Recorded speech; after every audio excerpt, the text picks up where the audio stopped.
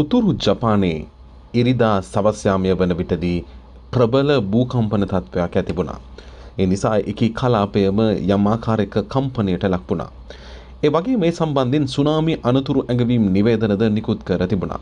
විශේෂයෙන්ම වෙරළ තීරයේ ආශ්‍රිත ජනතාවට ඉනිවත් වන ලෙසද දැනුවත් කිරීම සිදු කරනු ලැබුවා. ජපාන කාලගුණ විද්‍යා දෙපාර්තමේන්තුව JMA එකට අනුව වාර්තා වන තොරතුරු වල අනුව හවස 5:03ට මෙම ප්‍රබල භූකම්පන තත්ත්වය ඇතිව තිබුණේ. එය මැග්නිටියුඩ් අංකක 5.9ක ප්‍රබලත්වයකින් වාර්තා වී තිබුණා. කෙසේ වෙතත් වාර්තා වන ආකාරයට ජපානය මේ සඳහා ලෙවල් 4 නැත්නම් 4 වන කාණ්ඩයේ භූකම්පන තත්ත්වයක් ලෙස එය ප්‍රකාශයට පත් කර තිබුණා. ඒ වගේම මේ ප්‍රබල භූකම්පනයත් සමග ජපානය තමන්ගේ අවශ්‍ය ක්‍රියාමාර්ගවලට අවතීර්ණ වීම මේ වන විට සිදු කර තිබෙනවා. ඒ අනුව JMA එක මේ වෙද්දී සුනාමි අනතුරු ඇඟවීම් නිවේදන මේ වෙරළ තීරයට නිකුත් කර තිබෙනවා. ඒ වගේම මේ ප්‍රදේශ ආශ්‍රිත වෙරළ තීරයේ රැඳී සිටින ජනතාවට මීටරයක් පමණ උසට, ඒ කියන්නේ අඩි 3කට ආසන්න ප්‍රමාණයක උසකින් මුහුදු රළ ඇතුල් විය හැකි බවට අනතුරු ඇඟවීම් නිවේදන නිකුත් කර තිබෙනවා. ඒ වගේම එය මීටර් 3 දක්වා නැත්නම් අඩි 10 දක්වා වර්ධනය වීමද ඇතැම් ස්ථානවල සිදු විය හැකි බවටයි ඔවුන් අනතුරු අඟවා තිබෙන්නේ. ඒ අනුව ජපාන නිවුස් ඩේ සහ ජපාන් ටයිම්ස් කියන පුවත්පත්ද මෙය නිල වශයෙන් තහවුරු කර තිබෙනවා. ඒ වගේම මේ වෙද්දී ජපාන අග්‍රාමාත්‍ය සනෙහි ටකිචි එක්ස් පණිවිඩයක් නිකුත් කරමින් දැනුවත් කර තිබෙන්නේ ජනතාවට වහාම වෙරළ තීරයේ ආශ්‍රිතව රැඳී සිටින පිරිස් ඉවත් වන ලෙසයි.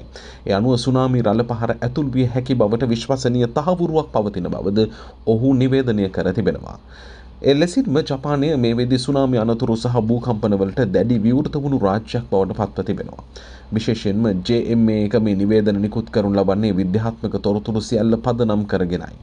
ඒ අනුව විශේෂයෙන් වාර්තා වන ආකාරයට ඔෆුවන්ටෝ නගරයට සහ ඔමිනාටෝ වරායට මියෝකෝ සහ කමිෂි කියන ප්‍රදේශවලට යම් සුළු සුනාමි තත්ත්වයක් ඇති වී ඇති බවට, ඒ කියන්නේ සෙන්ටිමීටර් 20 අඟල් 8ක පමණ ඉහළ උසකින් යුතු උණු රළ පහර ඇතුල් වී ඇති බවට තොරතුරු වාර්තා වී තිබෙනවා.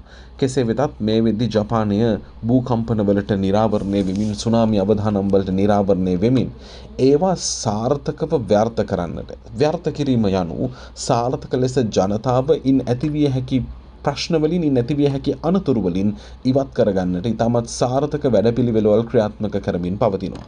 විශේෂයෙන්ම ජපානයේ ගෙනියන ලබන අඛණ්ඩව කන්ටිනියුටි බිස්නස් ප්ලෑන් එක, එහෙමත් නැතිනම් ව්‍යාපාර කටයුතු, රෝහල් ඇතුළු අනෙකුත් සියලුම ආයතන බිඳ වැටීමකින් තොරව අඛණ්ඩව පවත්වාගෙන යාම සඳහා නිරන්තරයෙන් ජපානය තමන්ගේ ජනතාව පුහුණු කරමින් ඉතාමත් සක්‍රිය ක්‍රියාවලියක් දියත් කරනු ලබන්නේ භූකම්පන, සුනාමි අවදානම් පැමිණියද ආර්ථික ක්‍රියාවලිය, සමාජ සුබ සාධන ක්‍රියාවලිය නොනැවතී අඛණ්ඩව ඉදිරියට ගෙන යාම සඳහායි. ඉදිරි දින කිහිපය ඇතුළතදී තවදුරටත් භූකම්පන තත්ත්වයන් ඇතිවිය හැකි බවටද මේ වෙද්දී ජපානය විසින් අනතුරු අඟවා තිබෙනවා. ජපානය නිරන්තර භූකම්පන වලට මුහුණ දීම වල උදාහරණ විදිහට ගියොත් 2011 මාර්තු මාසයේදී ඔවුන් දැවැන්ත ඛේදවාචකයකට මුහුණ දුන්නා. ඒ සුනාමි අවදානමත් සමග න්‍යෂ්ටික බලාගාරයට සිදු වුණු හානියයි. 20000කට ආසන්න වුණු ජනතාවක් තමන්ගේ ජීවිත අහිමි කරගත්තා.